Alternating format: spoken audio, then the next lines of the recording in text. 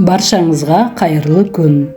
Бүгін мен сіздерге картошка, ет, капустадан жасалған өте дәмді, өзімнің сүйікті тағамдарымның бірі қуырылған картоп пен капустаның жасалу жолын көрсететін боламын. Бұл тамақ тойымды әрі жеңіл тамақ. Бұл тамақты әзірлеу үшін алдыменен қажетті көкөністерімді қабығынан тазалап жуып аламын. Одан кейін барлығын дайындап қойғаннан кейін бірінші етімді турап аламын. Етті тураған кезде аса ірі емес, әрі майда емес, орташа қылып, мінекей көріп тұрғандарыңыздай қылып, орташа қылып турап аламын.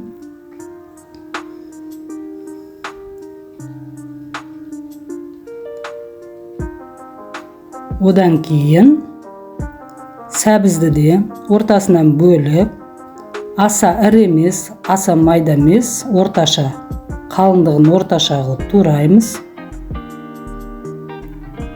Тәтті бұрышты да солай. Аса ірі емес, аса майда емес, орташа қалыпта турап аламыз. Бұлардың бәрін турап, өз ыдыстарына салып отырамыз. Пиязды ортасынан бөліп, жарты шеңбер етіп турап аламын. Мен бұл тағамға капустаны екіге бөліп, мына жарты капустаны қосқалы отырмын. Бір капуста көп болып кетеді. Капустаны тураған кезде де ұсақтап тураудың қажеті жоқ. Төрт бұрыштап, ірілеу қылып тураймыз. Мына өздеріңіз көріп отқандай қылып, осылайша ірілеу қылып турайсыздар. Қызанақты, оны да ортасындағы өзегін алып, ірілеу қылып тураймыз. Байқап отырсаңыз, барлық көкөністерді ірілеу қылып турап шықтық. Картопты да майдаламаймыз, жұқа қылып турамаймыз, ірілеу қылып тураймыз. Немесе тамақ пісіріп жатқан кезде картопымыз майда болса езіліп кетуі мүмкін. Мінекей барлық көкөністерімнің барлығын турап, тамақ пісіруге әзірлеп қойдым. Енді тамақ жасауға кірісе берсек те болады. Қызып тұрған отқа қазанымды қойдым. Одан соң қазанға пісте майымды құйып жатырмын. Пісте майды кішкене молырақ құямыз. Сонда тамағымыз дәмдірек болады. Қызып тұрған отқа пиязды саламыз. Пиязды да жақсылап араластырып қуырып аламыз. Кішкене сарғайғанша қуырамыз.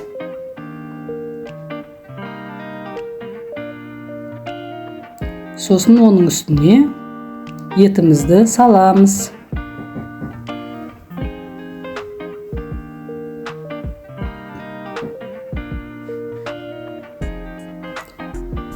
Етіміз салған соң, оны да жақсылап араластырамыз пиязбен бірге. Кішкене қуырылғаннан кейін отын пәсейтіп, бетін жауып қойып қоямыз. Ет пен пиязды 20-25 минуттай пісіріп алдым. Одан кейін оның үстіне сосын сәбізіміз бен тәтті бұрышымызды салып қозғаймыз. Кішкене қуырылғаннан кейін бұның үстіне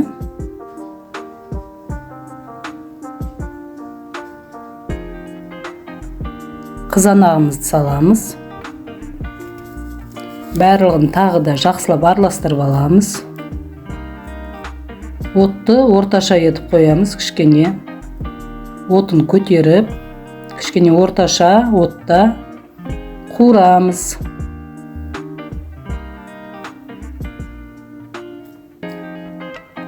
Бес-он минуттан кейін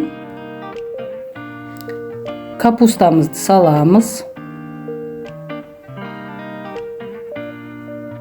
Капустаны да жақсылап, қозғап, бетін жауып қоямыз. Капуста да біраз қуырылғаннан кейін 5-10 минуттан кейін бетіне картобымызды саламыз.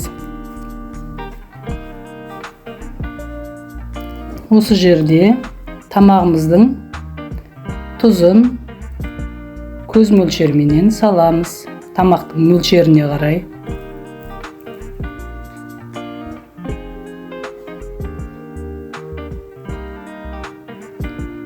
Одан соң қазанымыздағы салынған барлық етін, көкөністерін жақсылап, қозғап, тұзын жақсылап араластырып, қозғап аламыз.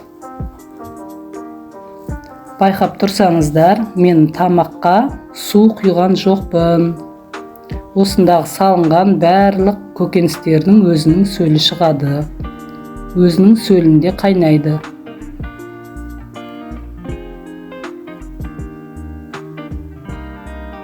Мінекей менің тамағымда дайын болып қалды. Тамақты пісіру барысында картошканы салғаннан кейін мен тамақты қозғаған жоқпын. Сондықтан да барлық көкөністерім дана-дана болып пісті. Тамағымды дайындап, легенге салғаннан кейін бетін безендіріп қойдым. Пияздарды сақина етіп турап, укроп пен петрушканы бетіне сеуіп, безендірдім. Мінекей еті де өте жұмсақ болып пісті. Картобымыз да дана-дана. Өте дәмді тамақ болды. Сау болыңыздар. Каналыма тіркеле кетіңіздер.